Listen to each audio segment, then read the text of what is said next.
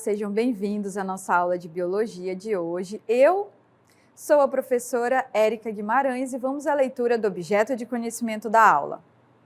Aula 20, objeto de conhecimento, bioquímica celular, substâncias da vida, detalhamento, ácidos nucleicos, DNA e RNA, armazenamento e transmissão da informação genética. E vamos à nossa aula sobre esses ácidos do núcleo.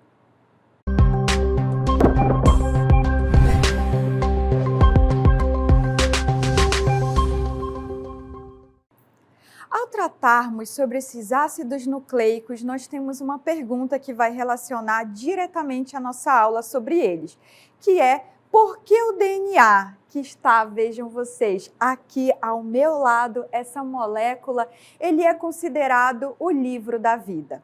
Percebam vocês que cada célula do corpo possui uma espécie de manual de instruções, digamos assim, que vai explicar como essa célula ela deve funcionar, como ela deve crescer, em quando, e ela também precisa se dividir e até mesmo quando essa célula precisa morrer.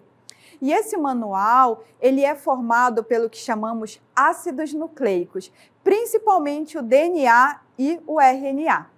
O DNA, ele é frequentemente chamado de livro da vida porque contém todas as informações genéticas necessárias para quê? Para o desenvolvimento e para o funcionamento, bem como a reprodução dos seres vivos. Assim como um livro, ele é formado por letras, que nós vamos já entender que letras são essas. E essas letras, elas se organizam em palavras e podemos dizer até mesmo frases.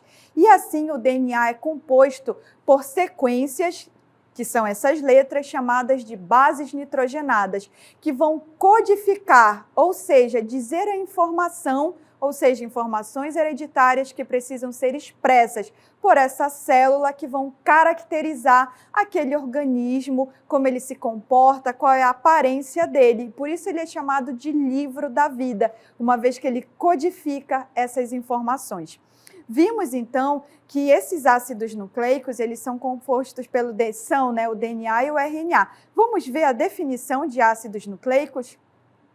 Ácidos nucleicos, como o próprio nome diz, são ácidos do núcleo celular. São macromoléculas formadas de moléculas menores denominadas nucleotídeos.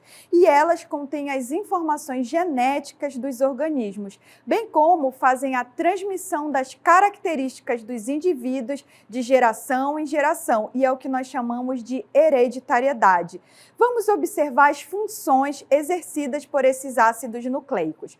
Eles têm a função de armazenamento e transmissão de informações genéticas. Observem vocês, o que acabamos de falar, que se trata da hereditariedade. Bem como esses ácidos nucleicos têm a função de codificar e traduzir várias proteínas que as células irão produzir. E percebam que proteína, ela tem tanto a função de regular o organismo como de compor a estrutura deles. E quem faz a codificação para que eles sejam produzidos? São os ácidos nucleicos, bem como eles realizam a regulação de atividades celulares. O que eu falei, eles controlam o que a célula deve fazer, quando ela deve morrer, quando ela deve se dividir. Tudo isso é feito pelos ácidos nucleicos, através do quê? De mecanismos que chamamos de expressão gênica, que é a forma como a informação neste DNA ela é expressa no que nós vemos e observamos nos organismos, bem como eles funcionam. E aí, além disso, nós iremos começar falando do DNA, que é um desses ácidos nucleicos. O DNA, ele é o ácido desoxirribonucleico e ele é a molécula que carrega as instruções genéticas. Então, nós vamos lembrar disso, que ele propriamente tem essas instruções genéticas para o desenvolvimento, funcionamento e reprodução de absolutamente todos os seres vivos, tendo a forma do que nós chamamos de dupla hélice espiralada. Ou seja, se nós pudéssemos observar esse DNA, e nós temos como observar com auxílio de microscópios de alta resolução, nós temos essa aparência de dupla hélice. E onde esse DNA ele está localizado? ele se localiza nas células. Lembra que eu falei ácidos do núcleo celular. E observem vocês que especificamente quando a gente trata, né, de núcleo, ele está ali, né, no núcleo das células eucarióticas. Observem aqui uma célula, e é uma célula do tipo eucarionte, uma vez que apresenta núcleo, e dentro desse núcleo nós temos o DNA, que ele se apresenta na forma de um filamento chamado de cromatina. Esse DNA, dependendo do momento do ciclo dessa célula, ele pode se condensar, se organizar na forma do que chamamos de cromossomo, adquirindo assim essa aparência de X característica do cromossomo. E esse cromossomo, ele é o quê? Nada mais do que o nosso DNA organizado. Vejam vocês aqui que no final da nossa imagem, nós temos justamente essa imagem do DNA, a dupla hélice de DNA. Certo? Mas existe DNA fora do núcleo celular e nós damos um nome específico para esse DNA, que é chamado DNA extracelular, ou seja, de fora do núcleo. E onde que ele é encontrado fora do núcleo? Ele pode ser observado em organelas celulares, mas qualquer organela celular, não. Apenas nas mitocôndrias, bem como nos cloroplastos. Lembrem vocês, nessas duas organelas apenas. E quando nós falamos de organismos procariontes, que são aqueles organismos que não têm núcleo, a exemplo de quem? Das bactérias, eles podem ser encontrados numa estrutura chamada plasmídio. Observem comigo essas duas estruturas nesse DNA extracelular e onde que a gente vai encontrar eles nesses exemplos. Ó, onde está o DNA? Organelas celulares, que são as mitocôndrias e os cloroplastos. Olha a imagem da mitocôndria e do cloroplasto. Aqui só da mitocôndria. Agora a imagem do cloroplasto, encontrado, né, ali nas células vegetais. E agora vejam só o plasmídio, identificado lá na nossa imagem. Observem mais uma vez, só para que não tenha erro. Mitocôndria, observe aí uma organela no interior da célula. Agora o cloroplasto, uma organela lá das células vegetais e, por fim, o nosso plasmídio, aí encontrado nas bactérias, que é uma célula procarionte. Vejam que ele tem um aspecto circular, ele é chamado também de DNA circular. E ele carrega uma informação dentro das bactérias que é de resistência a antibióticos, por exemplo, bem como de processamento de metais pesados, quando essa bactéria está localizada em ambientes altamente poluídos. Podemos citar assim.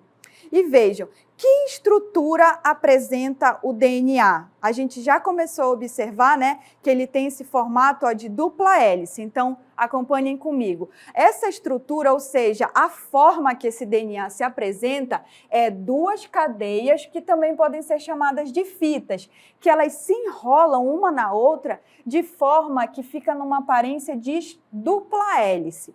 E essas duas fitas complementares que formam essa molécula, elas são compostas por unidades menores, ou seja, cada parte que vai formar essa fita. E cada uma dessas partes são chamadas de nucleotídeos. Então, uma molécula de DNA é uma fita dupla. Vejam comigo a imagem da nossa molécula de DNA. Nessa imagem mais à esquerda, observem vocês, nós temos essa visão macro, que é justamente a dupla fita, ó, duas fitas que se enrolam formando uma dupla hélice. Se nós pegarmos um fragmento dessa dupla hélice e colocar em maior aumento, nós podemos observar essas unidades menores que compõem essa estrutura de dupla hélice. E cada uma dessas unidades são chamados de nucleotídeos. Olha, acabei de envolver um nucleotídeo. Então, são essas subunidades que compõem ali, ao se ligarem uma a outra, essa dupla fita que é o DNA. E vamos agora conhecer um pouco mais dessas unidades que compõem a molécula de DNA, chamadas de nucleotídeo.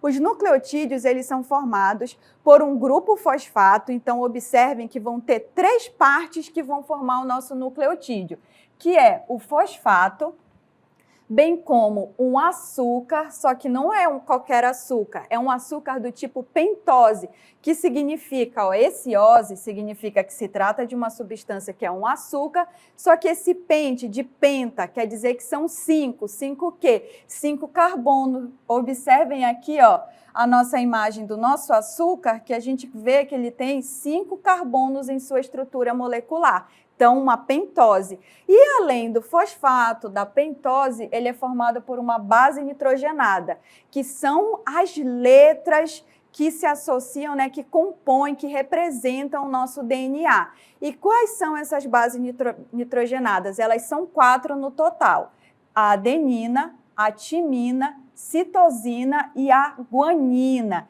E essas moléculas, elas interagem formando propriamente a nossa fita dupla do DNA. Então, observe as nossas 3 estruturas. Temos um grupo fosfato, representado pelo círculo, o açúcar, a pentose, de 5 carbonos, e a base nitrogenada, que pode ser adenina, timina, citosina ou guanina, que formam, vejam só, o nosso nucleotídeo.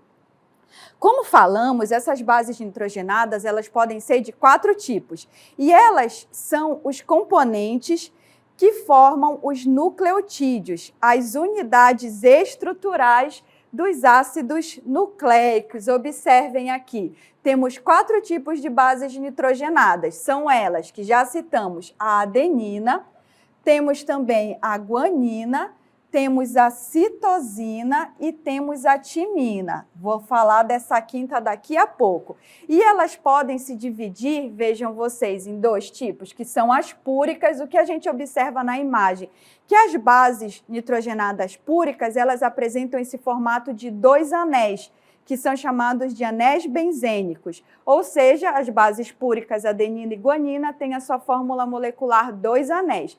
Já as bases ditas pirimídicas, observem quantos anéis ela tem? Apenas 1. Então, citosina e timina, que compõem o nosso DNA, são formados por uma única molécula, por um único anel em sua estrutura molecular. Professora, e essa última base nitrogenada? Então, observem que a uracila, ela é uma base nitrogenada pertencente a uma molécula específica e não é encontrado no DNA. Por quê? Porque ela é encontrada apenas no RNA, é uma forma de distinguir esses 2 ácidos do núcleo. E quem é o RNA? O RNA é uma molécula também essencial para a vida e ela está envolvida na síntese de proteínas e na regulação da expressão gênica. Então, se o DNA contém a informação, quem traduz, digamos assim, essa informação em uma expressão funcional do corpo é o RNA. O RNA, ele é produzido, observem, a partir de uma molécula de DNA. Então, a gente precisa ter a informação do DNA para a gente poder formar um RNA. E um processo chamado de transcrição. Então, quando a gente tem um DNA e forma um RNA, isso ocorre através da transcrição. E existem 3 tipos de RNA. São eles chamados de RNA mensageiro, podemos identificá-lo pelo RNA-M. Temos o RNA transportador, RNA-T, e o RNA ribossômico, identificado pelo RNA e o Rzinho. E observem na imagem que ele não é uma fita dupla, ele se apresenta na forma de quê? De uma fita simples. Isso é uma outra diferença entre essas 2 moléculas. Observem aí a estrutura da molécula do RNA, que estamos falando sobre ela. Ela é formada, vejam, por uma cadeia simples de nucleotídeos. Quer dizer que ela é só metade da escada, é só um lado, uma fita única, onde cada nucleotídeo vai conter o quê? Que nós já aprendemos. Um grupo fosfato, um açúcar, só que esse açúcar ele é diferente do açúcar do DNA. O açúcar do DNA é a desoxirribose. Já o açúcar do RNA, ele é uma ribose. Bem como, além do fosfato e do açúcar, ele também é formado por uma base nitrogenada. Observem vocês. Então, a estrutura do nucleotídeo é a mesma. E agora vamos observar essas 2 estruturas que acabamos de falar, que é o RNA, vejam comigo. onde aqui está sendo apresentado ó, a ribose, que é o açúcar que é encontrado nos ácidos nucleicos. E observem aí o nosso formato, né, da pentose, dos 5 carbonos. Agora nós temos aí os 4 tipos de bases encontradas no DNA, que são a adenina, a guanina, a citosina e a timina. Nós temos propriamente os nucleotídeos formados, observem na nossa imagem, pela pentose, que está mais ao centro. Vejam, estou girando. Temos a pentose, o grupo fosfato e também a base nitrogenada. Aqui vai se apresentar o RNA, do tipo mensageiro que eu falei para vocês. Temos o RNA de transporte, transportador, que vai levar para a gente formar a informação, né, funcional, que é a proteína. E o RNA ribossômico, que vai estar ali ser encontrado nos ribossomos, que é uma organela encontrada no interior no interior das células. É uma das organelas celulares. Então, acabamos de observar essa estrutura no que tange mais ao sentido, né, molecular dela. E agora que já observamos o RNA, vamos observar o DNA. Vejam, ele é composto por uma desoxirribose, que é uma pentose que perdeu um oxigênio ali no carbono, observem, por isso que ela se chama desoxi, perdeu, né, um oxigênio. E observem aí as bases nucleicas que compõem esse DNA, que são elas aí a timina, a citosina, a adenina e a guanina, e a estrutura do nucleotídeo, aqui o monofosfato de guanosina. Observem junto comigo, mostrando a estrutura da pentose ao centro, o fosfato ali em amarelo representado pelo P, e nós temos ali, né, logo no ponta mais direita, a nossa base nitrogenada, no caso uma guanina. E como, professora, que ocorre a ligação de uma base nitrogenada com a outra para formar a cadeia dupla, né, caracterizada pelo DNA. Então, essa ligação, elas ocorrem através do quê? As fitas do DNA, elas são antiparalelas, ou seja, uma vai numa direção e a outra vai na outra. E elas são unidas por ligações chamadas pontes de hidrogênio. Observem comigo na imagem. Nós temos, então, a molécula de DNA representada dessa forma, nessa estrutura, onde nós conseguimos observar um nucleotídeo, vejam aqui, ligado com o nucleotídeo da fita ao lado. Observem o nosso nucleotídeo da fita ao lado através por essas linhas tracejadas, que vocês vão conseguir observar agora, ó, ao meio. Então, isso aqui é a ligação que chamamos de ponte de hidrogênio identificada. Quando a gente trata da adenina e da timina, nós temos quantas pontes de hidrogênio? 2 pontes. E quando a gente vai tratar da guanina, observem vocês aqui, na verdade é um G e um C, aí nós observamos a ligação tripla. Então, não é ligação tripla da timina com a adenina, mas entre a guanina e a citosina. E esse pareamento, ele segue uma regra chamada regra de Chargaff, no qual o bioquímico Erwin Chargaff chamou atenção para a regularidade peculiar da proporção das bases dos nucleotídeos. Uma vez que esse pareamento sempre é dessa forma, uma adenina se ligando com uma timina e uma guanina que vai se ligar com uma citosina, a gente consegue prever a proporção dessas bases em uma determinada molécula de DNA.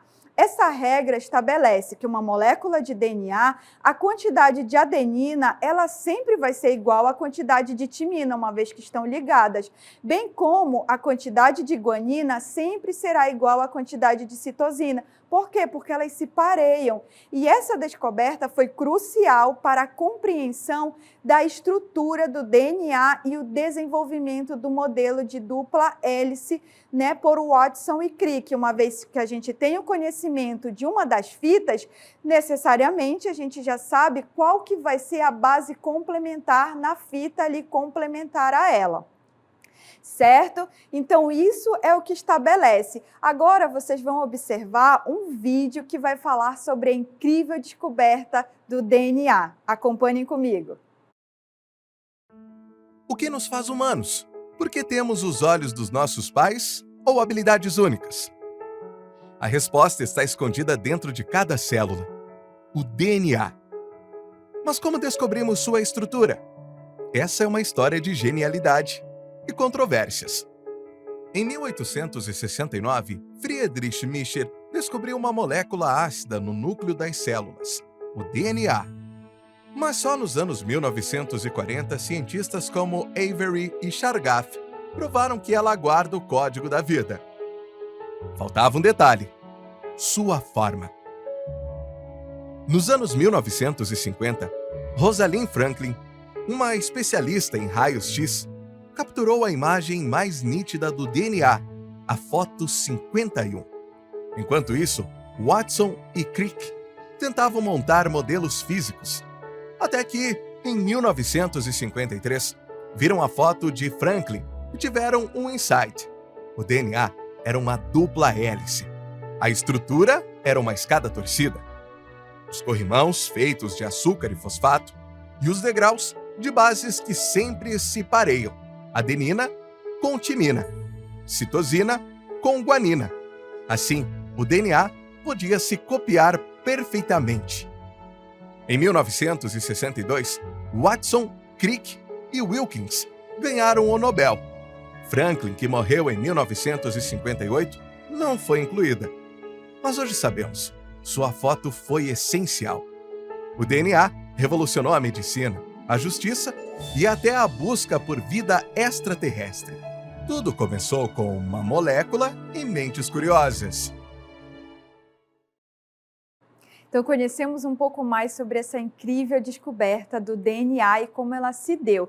E quando falamos que essa molécula que está aqui ao meu lado, ela pode ser considerada a molécula da vida, a gente pode dizer que a vida tem um sentido. Por quê? Porque o DNA, ele segue um sentido, que é o sentido 5' 3', onde as duas fitas do DNA, que são antiparalelas, o que significa que uma fita corre na direção 5' para 3', enquanto a outra fita corre no sentido oposto, na direção 3' para 5'. Essa orientação antiparalela é fundamental para quê? Para dois processos, que são a replicação e transcrição do DNA, pois permite que as enzimas envolvidas nesses processos consigam atuar em ambas as fitas. Então, tudo tem uma razão. Observem esse sentido. 5' 3' que a gente observa. Temos aqui à esquerda a nossa molécula de DNA, só que aqui nós já temos o sentido dela. Observem o sentido 5', 3' e a sua fita antiparalela no sentido 3', 5'. E conseguimos observar também quando estamos na fórmula molecular, né, em um aumento maior. Observem que a gente consegue identificar esses dois sentidos. Em um lado da fita, o sentido 5' para o sentido 3' e na fita antiparalela, o sentido 3' até o 5'. Então, nós conseguimos identificar esses sentidos e já aprendemos que a função deles é justamente para as enzimas que vão atuar nos processos para a leitura dessas informações contidas no DNA atuarem nos dois lados. E qual é a função dessa molécula? O DNA tem a função de armazenar e transmitir as informações genéticas, bem como ele funciona como um molde para a síntese da molécula de RNA. Dessa forma, o DNA é fundamental para a síntese de proteínas, que é a informação funcional, ou seja, aquela informação contida no DNA, ela precisa ser expressa, e ela é expressa no que nós chamamos de proteínas. Uma vez que contém as informações que comandam o quê? A síntese, ou seja, a produção do RNA, e o RNA coordena a produção desses polipeptídeos, que são o quê? A nossa proteína, que é a informação funcional.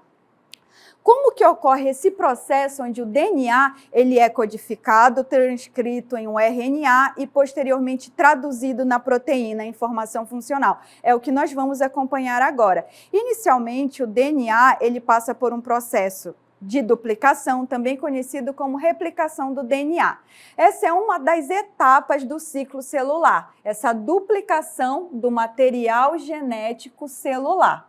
Desta forma, o material genético ele pode ser transmitido igualmente às células filhas, ou seja, quando uma célula ela vai se dividir para originar duas células filhas, ela precisa duplicar esse DNA contido no seu núcleo, para poder ocorrer a divisão para as duas células filhas. E esse processo é o que a gente chama de duplicação ou replicação do DNA, onde nós temos uma fita molde que vai se abrir e a partir de cada uma dessas fitas vai ser feita a polimerização e a formação de duas novas fitas de DNA.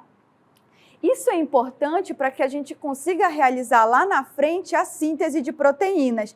Para quê? Para que uma característica ela seja expressa em um ser vivo, ou seja, para que ele exerça aquela função, aquelas atividades e tenha a aparência que um ser vivo ele tem, né, dos diferentes seres vivos, essa informação contida no DNA ela tem que ser expressa daquela forma. E ela é expressa através da síntese de proteínas. E percebam que esse processo é necessário não apenas que este possua a informação genética no seu DNA, mas que ocorra também, né, que esta informação ela seja lida, bem como traduzida na forma de uma proteína. Temos a representação desse processo chamado de dogma central da biologia, onde um DNA, percebam a seta, é capaz de originar um outro DNA, como esse DNA pode servir de molde através do processo de transcrição para formar um RNA e que essa molécula de RNA, que é uma fita única, através do processo de tradução, ele origina uma proteína. O processo em que um DNA origina um RNA é chamado de transcrição. Nele, a sequência de DNA de um gene é reescrita usando nucleotídeos de RNA mensageiro. E vejam na imagem quando ocorre, temos a fita dupla do DNA.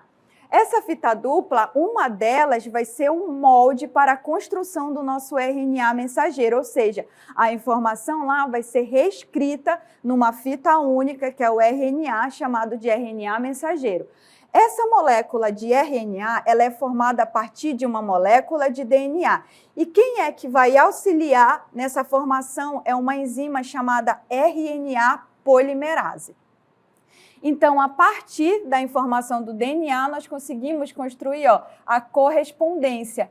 E como a gente sabe que se trata de uma molécula de RNA? Porque a gente identifica a base nitrogenada uracila nessa fita. E uracila só é encontrada na molécula de RNA e não no DNA.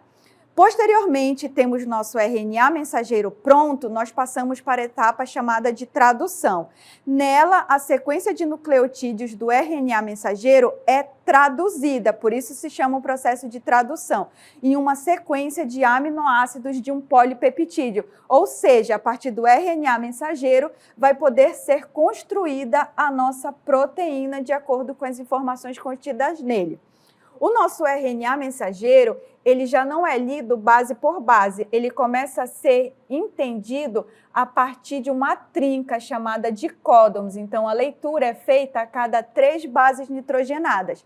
A cada 3 dessas bases, a gente consegue adicionar um aminoácido, que são as subunidades que compõem uma proteína. Onde, percebam, as células que vão decodificar o RNA mensageiro, lendo os seus nucleotídeos, ou seja, as letras, em grupos de 3, que são os chamados códons, e cada códon vai representar um aminoácido específico. O conjunto completo de correspondências entre o códon e o aminoácido para a construção de uma proteína, que é a informação funcional, é chamado de código genético. E esse código genético, que é feito de códons e correspondentes dos aminoácidos, ele é essa correspondência entre a sequência de bases nitrogenadas que compõem os códons do RNA mensageiro e os aminoácidos a ele associados, denominado código genético. A combinação de trincas de bases forma 64 códons. Então, o nosso código genético é formado por 64 combinações de 3 letrinhas, que são os códons, e aos quais correspondem apenas a 20 tipos de aminoácidos que comporão as proteínas. Então, todas as proteínas dos seres vivos são formadas a partir da combinação de 20 tipos de aminoácidos apenas. Vejam uma imagem que representa. Nós temos o RNA, que vai ser a base para a construção da nossa proteína, onde ele é lido a cada 3 bases, e nós chamamos isso de códon. O primeiro códon de uma proteína sempre vai ser composto por essas 3 letrinhas, que é o A, o G, que, de acordo com o nosso código genético, ele sinaliza que a proteína deve ser construída. Assim, o nosso código genético e essa relação entre as trincas, códons encontrados no RNA mensageiro e os aminoácidos encontrados em uma proteína. Os códons, eles são trincas formadas pelas bases nitrogenadas do RNA, que são a adenina, pela letra A, o uracila, o U, a citosina, o C e a guanina, o G. Esse código, ele é universal, sendo o mesmo para todas as espécies de seres vivos do planeta. Então, nós acabamos de aprender como que ocorre, né, a expressão e como que um organismo ele age, como ele é estruturado. Dessa forma, que é através dos ácidos nucleicos encontrados lá, né, ácidos do núcleo celular, representados pelo DNA, que é essa molécula que está aqui ao meu lado, bem como o RNA, que é a molécula, né, de fita simples, que vai ajudar a entender, a transcrever e a traduzir a informação contida nessa molécula da vida. E essa foi a nossa aula de hoje sobre os ácidos nucleicos.